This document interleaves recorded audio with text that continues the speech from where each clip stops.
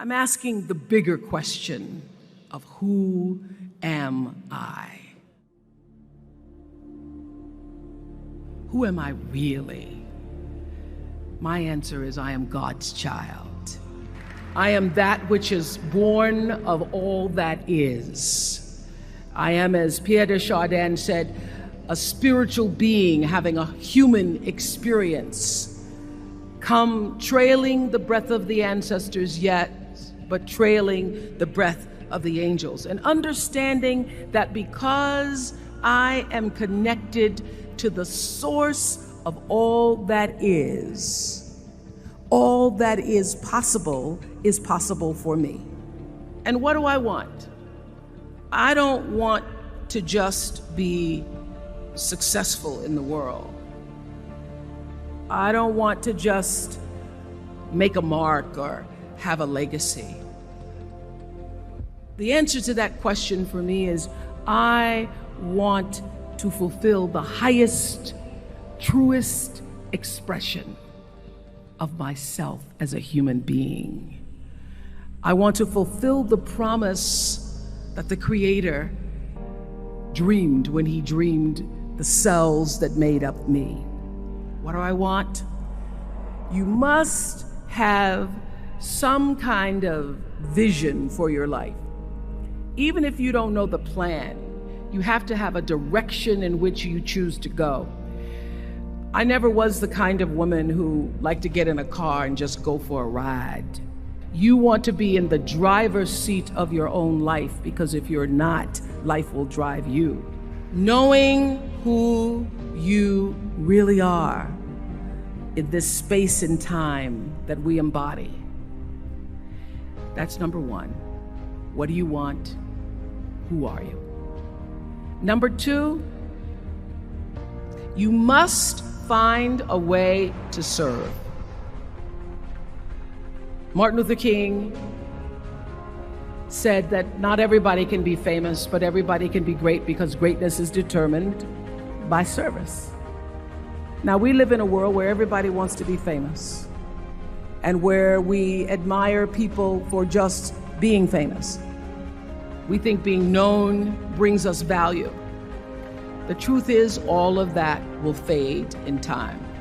Service and the significance that you bring to your service is that which is lasting. So to be able to, whatever your occupation or job or talent or gift is, our honorees today getting doctorate degrees, to apparently opposite fields, HIV and AIDS and the spoken word. But what they have in common is service, using the spoken word in service to community and the world, using your knowledge and information about HIV and AIDS and medicine in service to the world. And if you look at all the most successful people in the world, whether they know it or not, they have that paradigm of service. Service through medicine, service through art, using whatever it is you produce, your product, as a way of giving back to the world. When you shift the paradigm of whatever it is you choose to do to service, and you bring significance to that, success will, I promise you, follow you. Be excellent. Let excellence be your brand. Everybody talks about building a brand. I never even knew what that was. When people say, you're a brand, I would say, no, I'm just Oprah. What I recognize now is that my choice to, in every way, in every example, in every experience, to do the right thing and the excellent thing is what has created the brand. Years ago, I did an ad for Revlon for an ad they were doing called Unforgettable Women. And what I know is that when you are excellent, you become unforgettable. People remember you. You stand out. Regardless of what it is, you become an unforgettable woman. And that is what we all want. We want to be unforgettable and not forgettable. So doing the right thing, even when nobody knows you're doing the right thing, will always bring the right thing to you. I promise you that. Why? Because the third law of motion is always at work.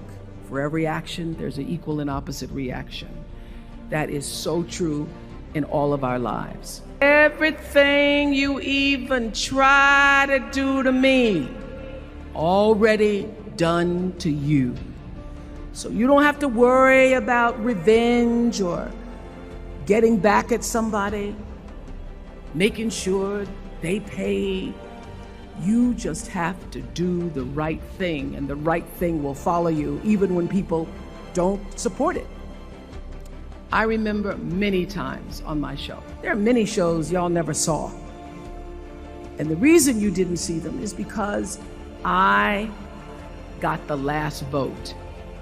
The most important thing I have come to know in doing the right thing and making the right choices is understanding what we talked about yesterday.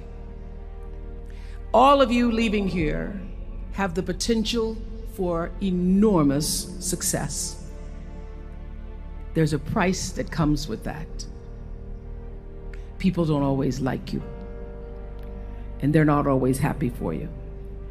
And if you surround yourself with people who are not accustomed to your success, they become fearful, they become scared, because you are reflecting back something to them that they don't recognize.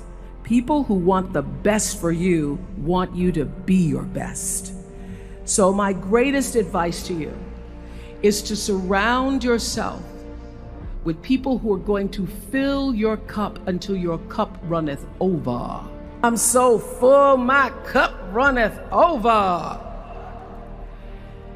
And to know that once your cup runneth over, you cannot spend your life with your gallon-size offerings, offering them to pint-sized people. You have got to surround yourself with gallon-sized people who can hang in the same company with you, so that you're not offering your gallons to those little pints out there who can't hold it anyway. The biggest choices begin and end with you, your internal big questions. Who do I want to be in the world? My relationship to source energy, to all that is God.